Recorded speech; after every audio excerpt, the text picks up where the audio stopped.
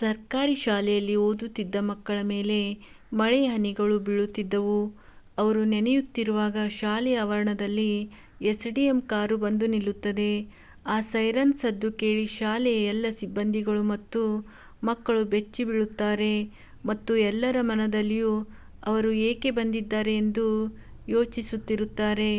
ಇಷ್ಟು ದೊಡ್ಡ ಅಧಿಕಾರಿಗಳು ಒಬ್ಬರೇ ಈ ಚಿಕ್ಕ ಸರ್ಕಾರಿ ಶಾಲೆಗೆ ಏಕೆ ಬಂದಿರಬಹುದು ಎಂಬ ಪ್ರಶ್ನೆ ಎಲ್ಲರಲ್ಲಿಯೂ ಮೂಡುತ್ತದೆ. ನೋಡೋಣ, ಪೂರ್ತಿ ಸತ್ಯ ಗೊತ್ತಾಗಲಿ ಎಂದು ಎಲ್ಲರೂ ಕಾಯುತ್ತಿರುತ್ತಾರೆ. ಆಗ ಆ ಚಿಕ್ಕ ಸರ್ಕಾರಿ ಶಾಲೆಗೆ ಬಂದ ಅಧಿಕಾರಿಗಳು ಕಾರಿನಿಂದ ಇಳಿದು ಡೈರೆಕ್ಟ್ ಪ್ರಿನ್ಸಿಪಾಲರ ಬಳಿ ಹೋಗುತ್ತಾರೆ. ಅಧಿಕಾರಿಗಳು ಪ್ರಿನ್ಸಿಪಾಲ್ ಅವರ ರೂಮ್ ತಲುಪಿದ ಕೂಡಲೇ ಒಬ್ಬ ಶಿಕ್ಷಕರ ಬಗ್ಗೆ ವಿಚಾರಿಸಲು ಆರಂಭಿಸುತ್ತಾರೆ. ಅವರ ಹೆಸರು ಏನೆಂದರೆ ರಾಣಿ. ಎಸ್ಡಿಎಂ ಸಾಹೇಬರು ರಾಣಿಯ ಬಗ್ಗೆ ವಿಚಾರಿಸಿದಾಗ ಪ್ರಿನ್ಸಿಪಾಲ್ ಬೆಚ್ಚಿ ಬೀಳುತ್ತಾರೆ. ಹಾಗೆ ಪ್ರಿನ್ಸಿಪಾಲ್ ಅವರು ಎಸ್ಡಿಎಂ ಸಾಹೇಬರಿಗೆ ಯಾಕೆ ಇಷ್ಟೊಂದು ಮಾಹಿತಿಯನ್ನು ಕೇಳುತ್ತಿದ್ದೀರಾ ಅನ್ನುತ್ತಾರೆ. ಎಸ್ಡಿಎಂ ಸರ್ ಅವರು ಲಘುವಾಗಿ ನಗುತ್ತಾ ಹೀಗೆ ಉತ್ತರಿಸುತ್ತಾರೆ, ಅಷ್ಟು ದೊಡ್ಡ ಅಧಿಕಾರಿ ಶಿಕ್ಷಕರೊಬ್ಬರನ್ನು ನಾನು ಭೇಟಿ ಮಾಡಲು ಹೋಗಬೇಕು ಎಂದು ಎಸ್ಡಿಎಂ ಅವರು ಹೇಳುತ್ತಾರೆ. ಆಗ ಪ್ರಿನ್ಸಿಪಾಲ್ ಅವರು ಕೇಳುತ್ತಾರೆ, ಸರ್ ಯಾಕೆ ರಾಣಿ ಮೇಡಮ್ ಅವರ ಬಗ್ಗೆ ಇಷ್ಟೊಂದು ಕೇಳುತ್ತಿದ್ದೀರಾ? ನಿಮ್ಮ ಬಗ್ಗೆ ಏನಾದರೂ ಹೇಳಿ ಸರ್. ಮತ್ತೆ ಯಾಕೆ ನೀವು ರಾಣಿ ಮೇಡಮ್ ಅವರನ್ನು ಭೇಟಿ ಮಾಡಲು ಇಷ್ಟು ಕಾತುರರಾಗಿದ್ದೀರಾ ಮತ್ತು ನೀವು ಅವರಿಂದ ಎಷ್ಟು ಹಣ ತೆಗೆದುಕೊಂಡಿದ್ದೀರಾ ಎಂದು ಪ್ರಿನ್ಸಿಪಾಲ್ ಅವರು ಕೇಳುತ್ತಾರೆ. ಎಸ್ಡಿಎಂ ಸಾಹೇಬರು ತಮ್ಮ ಕಥೆಯನ್ನು ಹೇಳುತ್ತಾರೆ. ಸರ್, ಕೆಲವು ವರ್ಷಗಳ ಹಿಂದೆ ನಾನು ಇದೇ ಶಾಲೆಯಲ್ಲಿ ಓದುತ್ತಿದ್ದೆ. ಒಂದು ದಿನ ತರಗತಿಯಲ್ಲಿ ರಾಣಿ ಮೇಡಮ್ ಎಲ್ಲರಿಗೂ ಒಂದು ಪ್ರಶ್ನೆಯನ್ನು ಕೇಳಿದರು.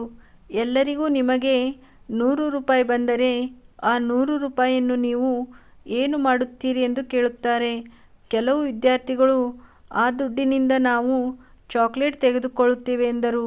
ಇನ್ನು ಕೆಲವರು ವಿಡಿಯೋ ಗೇಮ್ ತೆಗೆದುಕೊಳ್ಳುತ್ತೇವೆ ಎಂದರು. ಮತ್ತಷ್ಟು ಹುಡುಗರು ಬೇರೆ ಬೇರೆ ಆಟಿಕೆಗಳನ್ನು ತೆಗೆದುಕೊಳ್ಳುತ್ತೇವೆ ಎಂದರು. ನನ್ನ ಸರದಿ ಬಂದಾಗ ನಾನು ಹೇಳಿದೆ, ಆ ದುಡ್ಡನ್ನು ನಾನು ಅಮ್ಮನಿಗೆ ಕೊಡುತ್ತೇನೆಂದು. ನನ್ನ ಅಮ್ಮನ ಕಣ್ಣುಗಳು ಸ್ವಲ್ಪ ಸ್ವಲ್ಪ ಮಂಜಾಗಿ ಕಾಣುತ್ತಿದ್ದವು.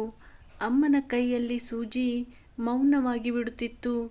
ಇದನ್ನು ಕೇಳಿದ ರಾಣಿ ಮೇಡಮ್ ನಮ್ಮ ಕುರ್ಚಿಯನ್ನು ಬಿಟ್ಟು ನನ್ನ ಬಳಿಗೆ ಬಂದು ಕೇಳಿದರು, ಮಗ, ನಿನ್ನ ಅಮ್ಮನ ಕಣ್ಣಿಗೆ ನಿಮ್ಮ ತಂದೆ ಕನ್ನಡಕವನ್ನು ಏಕೆ ಮಾಡಿಸಿಲ್ಲ ಎಂದು ಕೇಳಿದರು. ಮತ್ತು ಮೇಡಮ್, ನೀವು ಆ ದುಡ್ಡಿನಿಂದ ಆಟಿಕೆ ಅಥವಾ ನಿಮ್ಮ ನೆಚ್ಚಿನ ಆಹಾರ ಪದಾರ್ಥಗಳನ್ನು ಖರೀದಿಸಲು ಬಳಸುತ್ತೀರಾ? ಆಗ ನಾನು ಹೇಳಿದೆ, ನಮ್ಮ ತಂದೆ ಬಾಲ್ಯದಲ್ಲೇ ತೀರಿಕೊಂಡರು ಎಂದು. ನನ್ನ ತಾಯಿ ನನ್ನನ್ನು ಇತರರ ಮನೆಯಲ್ಲಿ ಮನೆಗೆಲಸವನ್ನು ಮಾಡಿ ನನ್ನನ್ನು ಬೆಳೆಸಿದರು ಮತ್ತು ಬಟ್ಟೆ ಹೊಲಿಯುವುದರ ಮೂಲಕ ನನ್ನ ಖರ್ಚುಗಳನ್ನು ಪೂರೈಸುತ್ತಾರೆ. ಆದರೆ ಈಗ ಅವರ ಕಣ್ಣುಗಳು ಸ್ವಲ್ಪ ಮಂಜಾಗಿವೆ. ಅಮ್ಮನ ಕಣ್ಣಿಗೆ ಕನ್ನಡಕ ಹಾಕಿದರೆ ಅವರಿಗೆ ಸೂಜಿಗೆ ದಾರ ಹಾಕಲು ಸಹಾಯವಾಗುತ್ತದೆ. ರಾಣಿ ಮೇಡಮ್ ನನ್ನ ವಿಷಯಗಳನ್ನು ಕೇಳಿ ತುಂಬ ನೊಂದುಕೊಂಡರು. ಅವರು ಭಾವುಕರಾಗಿ ನನ್ನನ್ನು ಅಪ್ಪಿಕೊಂಡರು ಮತ್ತು ಮಗನೇ, ಇಂದು ನೀನು ಕೊಟ್ಟ ಉತ್ತರ ನೀನು ನಿಮ್ಮ ತಾಯಿಯನ್ನು ಎಷ್ಟು ಪ್ರೀತಿಸುತ್ತೀಯಾ ಎಂದು ತಿಳಿಯುತ್ತದೆ. ನೀನು ನಿನ್ನ ಜೀವನದಲ್ಲಿ ತುಂಬ ದೊಡ್ಡ ವ್ಯಕ್ತಿಯಾಗುತ್ತೀಯ ಎಂದು ನಾನು ಭಾವಿಸುತ್ತೇನೆ ಎಂದು ಹೇಳಿದರು. ನಂತರ ರಾಣಿ ಮೇಡಮ್ ನನಗೆ 100 ರೂಪಾಯಿ ಕೊಟ್ಟು, ಮಗನೇ, ಇದು ನಿನಗೆ ತುಂಬ ಅವಶ್ಯಕತೆ ಇದೆ, ಆದ್ದರಿಂದ ಇದನ್ನು ನಿನಗೆ ನೀಡುತ್ತೇನೆ. ಇದನ್ನು ನಿನಗೆ ನಾನು ಒಂದು ಭರವಸೆಯ ರೀತಿಯಲ್ಲಿ ನೀಡುತ್ತಿದ್ದೇನೆ. ಈ 100 ರೂಪಾಯಿಯನ್ನು ನೀನು ತೆಗೆದುಕೋ. ನಿನ್ನ ಬಳಿ ಹಣವಿದ್ದಾಗ ನನಗೆ ಖಂಡಿತವಾಗಿಯೂ ತಿರುಗಿ ಕೊಡಬೇಕು ಎಂದರು. ನಂತರ ದಿನಗಳಲ್ಲಿ ರಾಣಿ ಮೇಡಮ್ ಶಾಲೆಯಲ್ಲಿ ನನಗೆ ಅನೇಕ ಬಾರಿ ಸಹಾಯ ಮಾಡಿದ್ದಾರೆ. ನಮಗೆ ರಜೆ ಇದ್ದಾಗ ಅವರು ನನ್ನನ್ನು ಓದಲು ತಮ್ಮ ಮನೆಗೆ ಕರೆದುಕೊಂಡು ಹೋಗುತ್ತಿದ್ದರು. ಓದಲು ನನಗೆ ಉಚಿತ ಪುಸ್ತಕ ಮತ್ತು ಬಟ್ಟೆ, ಶೂಗಳನ್ನು ಕೊಡಿಸುತ್ತಿದ್ದರು. ಅವರು ಅಷ್ಟು ಸಹಾಯ ಮಾಡಿದ್ದಕ್ಕೆ ನಾನು ತುಂಬ ಕೃತಜ್ಞನಾಗಿದ್ದೇನೆ. ನನ್ನ ಯಶಸ್ಸಿಗೆ ಅವರು ತುಂಬ ಸಹಾಯವನ್ನು ಮಾಡಿದ್ದಾರೆ. ಅದಕ್ಕಾಗಿ ನಾನು ಇಂದು ಅವರನ್ನು ಭೇಟಿಯಾಗಲು ಬಂದಿದ್ದೇನೆ. ಅವರ ಹಣವನ್ನು ವಾಪಸ್ ಅವರಿಗೆ ಕೊಡಲು ಬಂದಿದ್ದೇನೆ. ಪ್ರಿನ್ಸಿಪಲ್ ಸರ್ ಎಸ್ಡಿಎಂ ಸರ್ ಅವರ ಕಥೆಯನ್ನು ಕೇಳಿ ತುಂಬ ಭಾವುಕರಾದರು. ಇದಾದ ನಂತರ ಪ್ರಿನ್ಸಿಪಲ್ ಅವರು ಶಾಲೆಯ ಹಳೆಯ ರಿಜಿಸ್ಟರ್ನಿಂದ ರಾಣಿ ಮೇಡಮ್ ಅವರ ವಿಳಾಸವನ್ನು ತೆಗೆದು ಎಸ್.ಡಿ.ಎಂ ಸಾಹೇಬರಿಗೆ ನೀಡುತ್ತಾರೆ. ನಂತರ ಎಸ್.ಡಿ.ಎಂ ಸರ್ ವಿಳಾಸವನ್ನು ತಮ್ಮ ಅಧಿಕಾರಿಗೆ ನೀಡುತ್ತಾರೆ. ನಂತರ ಅವರು ತಮ್ಮ ಕಾರನ್ನು ತೆಗೆದುಕೊಂಡು ಆ ವಿಳಾಸವನ್ನು ಹುಡುಕಿಕೊಂಡು ಹೊರಟರು. ವಿಳಾಸದಲ್ಲಿ ಹೋಗಿ ನೋಡಿದಾಗ ಅವರು ಬೇರೆ ಕಡೆ ಮನೆ ಮಾಡಿಕೊಂಡು ಹೋಗಿದ್ದಾರೆಂದು ತಿಳಿಯಿತು. ಅಲ್ಲಿ ನೆರೆಹೊರೆಯವರನ್ನು ಕೇಳಿದಾಗ ಅವರು ಅದನ್ನು ಮಾರಾಟ ಮಾಡಿ ಬೇರೆ ಊರಿಗೆ ಹೋಗಿದ್ದಾರೆಂದು ತಿಳಿಯಿತು. ಪ್ರಸ್ತುತ ವಿಳಾಸವನ್ನು ತೆಗೆದುಕೊಂಡು ಮತ್ತೆ ಎಸ್.ಡಿ.ಎಂ ಸರ್ ಅವರು ಆ ನಗರಕ್ಕೆ ಹೊರಡುತ್ತಾರೆ. ಸ್ವಲ್ಪ ಸಮಯದ ನಂತರ ಆ ನಗರಕ್ಕೆ ತಲುಪುತ್ತಾರೆ ಮತ್ತು ನೀಡಿದ ವಿಳಾಸದ ಪ್ರಕಾರ ಮನೆಯನ್ನು ಹುಡುಕುತ್ತಾರೆ. ಆಗ ಅವರಿಗೆ ಮನೆ ಸಿಗುತ್ತದೆ. ಆಗ ಅವರು ಮನೆ ಬಾಗಿಲನ್ನು ತಟ್ಟಿದಾಗ ಮನೆಯಿಂದ ಒಬ್ಬ ಹುಡುಗ ಹೊರಗೆ ಬಂದು ಯಾರು ಎಂದು ಕೇಳುತ್ತಾನೆ. ಆಗ ಎಸ್.ಡಿ.ಎಂ ಸರ್ ಅವರು ರಾಣಿ ಮೇಡಮ್ ಇದ್ದಾರಾ, ಅವರನ್ನು ನಾನು ಭೇಟಿಯಾಗಬೇಕಾಗಿತ್ತು ಎಂದು ಹೇಳುತ್ತಾರೆ. ಇದನ್ನು ಕೇಳಿದ ರಾಣಿ ಮೇಡಮ್ ಮಗ ಆಶ್ಚರ್ಯಪಡುತ್ತಾನೆ. ಏಕೆಂದರೆ ರಾಣಿ ಮೇಡಮ್ ಮಗನ ಸ್ವಭಾವ ಅಷ್ಟೊಂದು ಒಳ್ಳೆಯದಾಗಿರುವುದಿಲ್ಲ. ಅವನು ತನ್ನ ತಾಯಿಯನ್ನು ಮನೆಯಿಂದ ಹೊರಗೆ ಹಾಕಿದನು ಮತ್ತು ರಾಣಿ ಮೇಡಮ್ ಅವರನ್ನು ವೃದ್ಧಾಶ್ರಮದಲ್ಲಿ ಬಿಟ್ಟಿರುತ್ತಾನೆ ಮತ್ತು ಅವನ ಹೆಂಡತಿ ಮತ್ತು ಮಕ್ಕಳೊಂದಿಗೆ ವಾಸಿಸುತ್ತಿರುತ್ತಾನೆ. ರಾಣಿ ಮೇಡಮ್ ಅವರನ್ನು ವೃದ್ಧಾಶ್ರಮದಲ್ಲಿ ಬಿಟ್ಟು ಸುಮಾರು 4 ವರ್ಷಗಳಾಗಿದ್ದು ಒಂದು ದಿನವೂ ಅವರನ್ನು ಭೇಟಿಯಾಗಲು ಹೋಗಿರಲಿಲ್ಲ. ತಾಯಿಗೆ ಹೇಗಿದ್ದಾಳೆ, ಬದುಕಿದ್ದಾಳೋ ಇಲ್ಲೋ ಎನ್ನುವ ಸತ್ಯವೂ ಅವನಿಗೆ ತಿಳಿದಿರಲಿಲ್ಲ. ಅವನು ಎಸ್.ಡಿ.ಎಂ ಸರ್ಗೆ ಕೇಳುತ್ತಾನೆ, ನೀವು ಏಕೆ ಅವರನ್ನು ಭೇಟಿಯಾಗಬೇಕು? ಆಗ ಎಸ್.ಡಿ.ಎಂ ಸರ್ ಅವರು ರಾಣಿ ಮೇಡಮ್ ನನಗೆ ಹಣವನ್ನು ಕೊಟ್ಟಿದ್ದರು, ಅದನ್ನು ನಾನು ಹಿಂತಿರುಗಿಸಿ ಕೊಡಬೇಕೆಂದು ಹೇಳಿದರು. ಹಾಗಾಗಿ ನಾನು ಅವರನ್ನು ಭೇಟಿಯಾಗಬೇಕೆಂದು ಎಸ್.ಡಿ.ಎಂ ಸರ್ ಹೇಳುತ್ತಾರೆ. ಮನದಲ್ಲಿ ದುರಾಸೆಯನ್ನು ತುಂಬಿಕೊಂಡು ರಾಣಿ ಮೇಡಮ್ ಅವರ ಮಗ ಹಣವನ್ನು ನನ್ನ ಬಳಿ ಕೊಡಿ, ನಾನು ಅವರಿಗೆ ತಲುಪಿಸುತ್ತೇನೆ ಎಂದು ಹೇಳುತ್ತಾನೆ. ನಾನು ಅವರಿಗೆ ಖಂಡಿತವಾಗಿಯೂ ಕೊಡುತ್ತೇನೆ, ಏಕೆಂದರೆ ಅವರಿಗೆ ನಾನು ಒಬ್ಬನೇ ಮಗ ಎಂದು ಹೇಳುತ್ತಾನೆ. ಆಗ ಎಸ್.ಡಿ.ಎಂ ಸರ್ ಅವರು ಅವನ ಮಾತನ್ನು ಕೇಳುವುದಿಲ್ಲ. ಅವರು ರಾಣಿ ಮೇಡಮ್ ಮಗನಿಗೆ ಒತ್ತಾಯಿಸುತ್ತಾರೆ, ನಿಜ ಹೇಳು, ಅವರು ಪ್ರಸ್ತುತವಾಗಿ ಎಲ್ಲಿ ವಾಸವಾಗಿದ್ದಾರೆ? ಆಗ ರಾಣಿ ಮೇಡಮ್ ಮಗ ಅವರನ್ನು ನಾನು ವೃದ್ಧಾಶ್ರಮದಲ್ಲಿ ಇಟ್ಟಿದ್ದೇವೆ ಎಂದು ಜೋರಾಗಿ ಹೇಳುತ್ತಾರೆ. ತಕ್ಷಣವೇ ಎಸ್.ಡಿ.ಎಂ ಸರ್ ಅವರು ಆ ನಿಷ್ಪ್ರಯೋಜಕ ಮಗನಿಗೆ ವಿಳಾಸವನ್ನು ಕೇಳುತ್ತಾರೆ ಮತ್ತು ತಕ್ಷಣವೇ ವೃದ್ಧಾಶ್ರಮವನ್ನು ತಲುಪುತ್ತಾರೆ. ಅಲ್ಲಿ ತಲುಪಿದಾಗ ಆಶ್ರಮದ ಮ್ಯಾನೇಜರ್ ಜೊತೆ ಎಸ್.ಡಿ.ಎಂ ಸರ್ ಅವರು ಮಾತನಾಡಿ ರಾಣಿ ಮೇಡಮ್ ಅವರ ರೂಮ್ ನಂಬರ್ ವಿಚಾರಿಸುತ್ತಾರೆ ಮತ್ತು ಎಸ್.ಡಿ.ಎಂ ಸರ್ ಒಬ್ಬರೇ ಆ ಕೋಣೆಗೆ ಹೋಗುತ್ತಾರೆ ಮತ್ತು ಆ ಕೋಣೆಯ ಹೊರಗಡೆ ತಮ್ಮ ಸೆಕ್ಯೂರಿಟಿ ಗಾರ್ಡನ್ನು ನಿಲ್ಲಿಸುತ್ತಾರೆ. ಎಸ್.ಡಿ.ಎಂ ಸರ್ ಅವರು ಅಲ್ಲಿಗೆ ಹೋಗಿ ನೋಡಿದಾಗ ರಾಣಿ ಮೇಡಮ್ ಅವರು ಕೋಣೆಯಲ್ಲಿ ಮಲಗಿದ್ದರು. ಅವರನ್ನು ನೋಡಿದರೆ ಅವರು ಎಷ್ಟೋ ಅನಾರೋಗ್ಯ ಮತ್ತು ದುರ್ಬಲಗಳಿಂದ ಕೂಡಿದ ಹಾಗೆ ಕಾಣುತ್ತಿದ್ದರು. ಹಾಗೆ ಎಸ್.ಡಿ.ಎಂ ಸರ್ ಅವರು ಹೋಗಿ ರಾಣಿ ಮೇಡಮ್ ಅವರ ಪಾದಗಳನ್ನು ಮುಟ್ಟಿ ನಮಸ್ಕರಿಸಿ, ಆಗ ರಾಣಿ ಮೇಡಮ್ ಅವರು ಯಾರಪ್ಪ ನೀನು ಎಂದು ಕೇಳುತ್ತಾರೆ. ನನಗೆ ಗೊತ್ತಾಗಲಿಲ್ಲ, ನೀವು ಏಕೆ ನನ್ನನ್ನು ಭೇಟಿಯಾಗಲು ಬಂದಿರಿ ಎಂದು ಹಾಸಿಗೆಯಿಂದ ರಾಣಿ ಮೇಡಮ್ ಅವರು ಎದ್ದು ಕುಂತರು. ಆಗ ಎಸ್.ಡಿ.ಎಂ ಸರ್ ಅವರು ನನ್ನ ಹೆಸರು ಆದಿತ್ಯ, ನಾನು ಸರ್ಕಾರಿ ಶಾಲೆಯಲ್ಲಿ ನಿಮ್ಮ ಹತ್ತಿರನೇ ಓದಿದ್ದೆ. ರಾಣಿ ಮೇಡಮ್ ನೀವು ಸ್ವಲ್ಪ ಯೋಚನೆ ಮಾಡಿ ಎಂದು ಆದಿತ್ಯ ಸರ್ ಹೇಳುತ್ತಾರೆ. ರಾಣಿ ಮೇಡಮ್ ಅವರ ಜ್ಞಾಪಕ ಶಕ್ತಿ ಸ್ವಲ್ಪ ದುರ್ಬಲವಾಗಿದ್ದರೂ ಅವರು ಅವನನ್ನು ಗುರುತು ಹಿಡಿದರು. ರಾಣಿ ಮೇಡಮ್ ಅವರು ಹೇಳುತ್ತಾರೆ, ನಾನು ಯಾರಿಗೆ ಸ್ವಲ್ಪ ಹಣ ಕೊಟ್ಟಿದ್ದು ಅದೇ ಆದಿತ್ಯ ನೀನು ಎಂದು ಹೇಳುತ್ತಾರೆ ಮತ್ತು ರಾಣಿ ಮೇಡಮ್ ಅವರ ಕಣ್ಣುಗಳು ತೇವವಾದವು. ಅವರ ಕಣ್ಣುಗಳಿಂದ ನೀರು ಬರಲು ಆರಂಭಿಸಿತು. ರಾಣಿ ಮೇಡಮ್ ಅಳುವುದನ್ನು ಕಂಡು ಆದಿತ್ಯನಿಗೆ ಆಶ್ಚರ್ಯವಾಯಿತು. ಮೇಡಮ್ ಯಾಕೆ ಅಳುತ್ತಿದ್ದೀರಾ ಎಂದು ಆದಿತ್ಯ ಕೇಳುತ್ತಾನೆ. ಆಗ ರಾಣಿ ಮೇಡಮ್ ಅವರು ತಮ್ಮ ಸಂಪೂರ್ಣ ಕಥೆಯನ್ನು ಹೇಳಲು ಪ್ರಾರಂಭಿಸುತ್ತಾರೆ. ನಾನು ನಿನಗೆ ಸುಮಾರು ವರ್ಷಗಳ ಹಿಂದೆ ಕೊಟ್ಟಿರುವ ಹಣವನ್ನು ನನಗೆ ಕೊಡಲು ಬಂದಿದ್ದೀಯಾ, ಆದರೆ ನಾನು ಹೆತ್ತ ಮಗ, ಅವನನ್ನು ನಾನು ಎಷ್ಟು ಪಾಲನೆ ಪೋಷಣೆ ಮಾಡಿದರೂ ನನ್ನನ್ನು ನೆನಪು ಮಾಡಿಕೊಳ್ಳುತ್ತಿಲ್ಲ ಮತ್ತು ನನಗೆ ಗೌರವ ಕೊಡುತ್ತಿಲ್ಲ.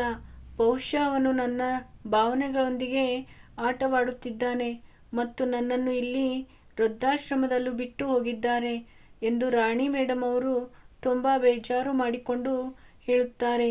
ನಾನು ಸ್ವಲ್ಪ ಹಣ ಕೊಟ್ಟಿರುವುದಕ್ಕೆ ತಾಯಿಗೆ ಮಗನಾಗಿರುವ ನೀನು ಇಂದು ಆ ಹಣವನ್ನು ಕೊಡಲು ನೀನು ಇಲ್ಲಿಯವರೆಗೂ ಬಂದಿದ್ದೀಯಾ ಆದಿತ್ಯ ಸರ್? ರಾಣಿ ಮೇಡಮ್ ಅವರ ಕಣ್ಣೀರು ಒರೆಸುತ್ತಾ ಮೇಡಮ್ಗೆ ಸಾಂತ್ವನ ಹೇಳುತ್ತಾರೆ. ಅವರ ಯೋಗಕ್ಷೇಮ ವಿಚಾರಿಸುತ್ತಾರೆ ಮತ್ತು ಅವರ ಮಗನ ಬಗ್ಗೆ ಕೇಳುತ್ತಾರೆ. ಸರ್ ತಮ್ಮ ಮಾತುಗಳನ್ನು ಮುಂದುವರಿಸುತ್ತಾ, ನೀವು ಹೇಳಿಕೊಟ್ಟ ಹಾಗೆ ನಾನು ತುಂಬ ಚೆನ್ನಾಗಿ ಓದಿದ್ದೇನೆ. ಕಷ್ಟಪಟ್ಟು ಕೆಲಸ ಮಾಡುತ್ತಾ ನನ್ನ ಓದಿನ ಫೀಸನ್ನು ನಾನೇ ತುಂಬಿಕೊಳ್ಳುತ್ತಿದ್ದೆ.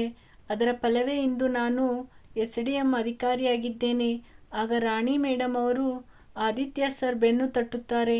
ಇದಾದ ನಂತರ ರಾಣಿ ಮೇಡಮ್ ಮತ್ತು ಆದಿತ್ಯ ಸರ್ ತುಂಬ ಹೊತ್ತು ಮಾತನಾಡುತ್ತಾ ಕುಳಿತುಕೊಳ್ಳುತ್ತಾರೆ.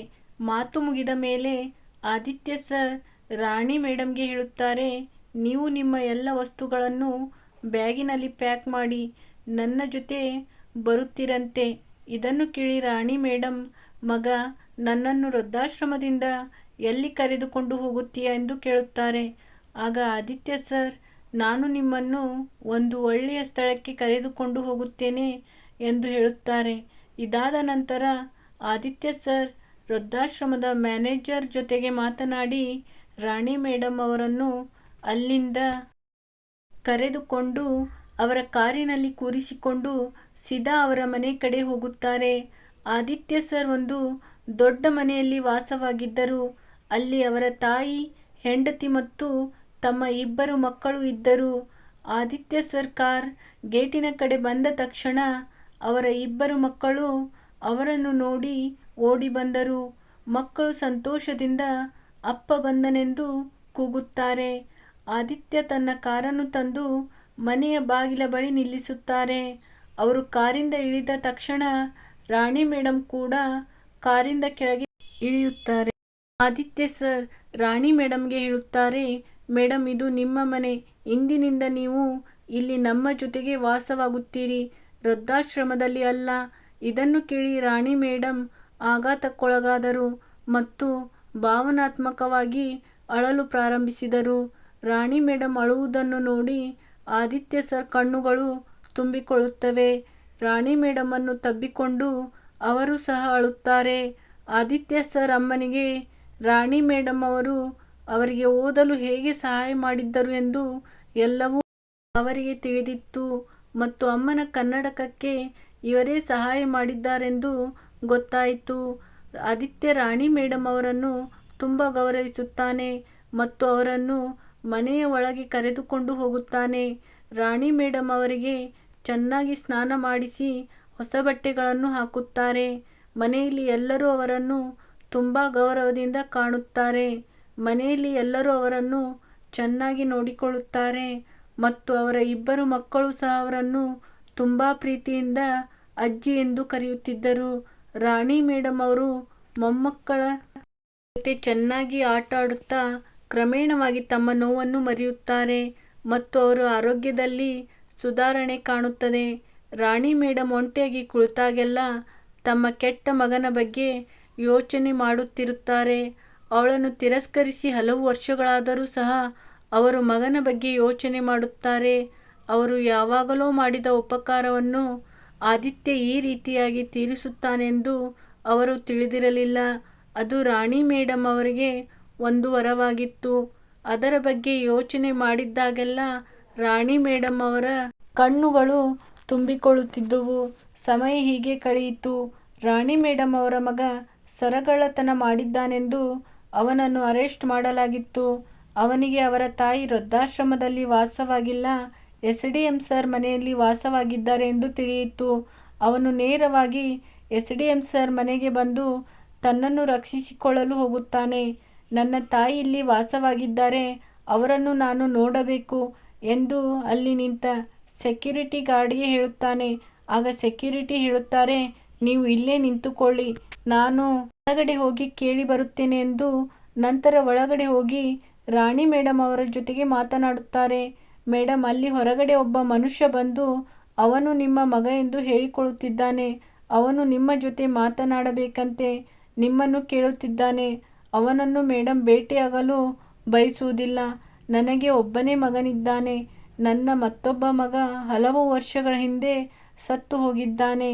ಅವನು ಯಾವಾಗ ನನ್ನನ್ನು ವೃದ್ಧಾಶ್ರಮದಲ್ಲಿ ಬಿಟ್ಟಿದ್ದನೋ ಆಗ ನಾನು ಅವನನ್ನು ತಡೆಯಲು ಪ್ರಯತ್ನಿಸಿದ್ದೆ.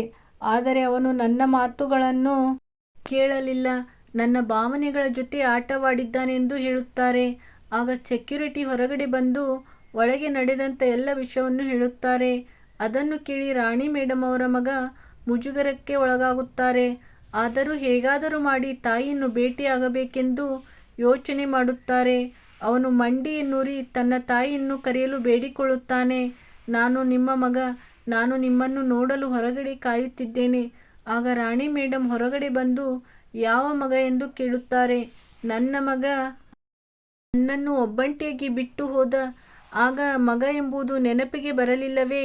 ನನ್ನನ್ನು ವೃದ್ಧಾಶ್ರಮದಲ್ಲಿ ಬಿಟ್ಟು ಬರುವಾಗ ನಿನ್ನಲ್ಲಿ ನಾನು ತುಂಬ ವಿನಂತಿ ಮಾಡಿಕೊಂಡೆ. ಆದರೂ ನನ್ನ ಮಾತು ನೀನು ಕೇಳಲಿಲ್ಲ. ಹೀಗೆ ನೀನು ಇಲ್ಲಿಗೆ ಏಕೆ ಬಂದೆ ಎಂದು ಕೇಳುತ್ತಾರೆ. ಆಗ ಅವನು, ನನ್ನನ್ನು ಪೊಲೀಸರು ಒಂದು ಕೇಸಿನಲ್ಲಿ ಹಿಡಿದುಕೊಂಡಿದ್ದಾರೆ. ಅವರು ನನ್ನನ್ನು ಕಂಬಿ ಹಿಂದೆ ಹಾಕುತ್ತಾರೆ.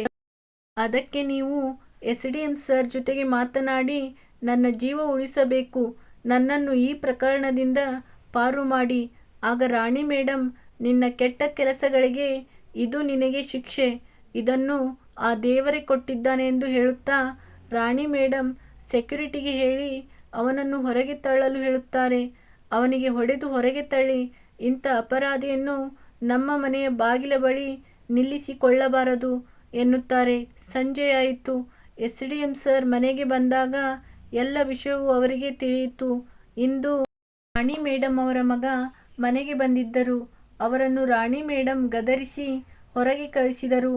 ಆದಿತ್ಯ ಸರ್ಗೆ ಅವನು ಮೊದಲಿನಿಂದಲೂ ಕೆಟ್ಟವನೆಂದು ತಿಳಿದಿತ್ತು. ಹೀಗಾಗಿ ಅವನ ಬಗ್ಗೆ ಅವರು ಹೆಚ್ಚಿಗೆ ತಲೆ ಕೆಡಿಸಿಕೊಳ್ಳಲಿಲ್ಲ. ರಾಣಿ ಮೇಡಮ್ ಕೂಡ ಅವನ ಬಗ್ಗೆ ಯೋಚನೆ ಮಾಡಲಿಲ್ಲ. ತನ್ನ ಶಿಷ್ಯ ಆದಿತ್ಯನ ಮನೆಯಲ್ಲಿ ತುಂಬ ಸಂತೋಷವಾಗಿದ್ದರು. ಒಳ್ಳೆತನ ಯಾವಾಗಲೂ ನಮ್ಮನ್ನು ಕಾಪಾಡುತ್ತದೆ. ಎಲ್ಲರೂ ಜಾಗರೂಕರಾಗಿರಿ ಮತ್ತು ಸುರಕ್ಷಿತವಾಗಿರಿ. ಈ ಕತೆ ನಿಮಗೆ ಇಷ್ಟವಾದಲ್ಲಿ ಈ ಕತೆಗೊಂದು ಲೈಕ್ ಕೊಡಿ. ಇಂತಹ ಮತ್ತಷ್ಟು ಕತೆಗಳಿಗಾಗಿ ನಮ್ಮ ಚಾನಲನ್ನು ಸಬ್ಸ್ಕ್ರೈಬ್ ಮಾಡಿಕೊಳ್ಳಿ.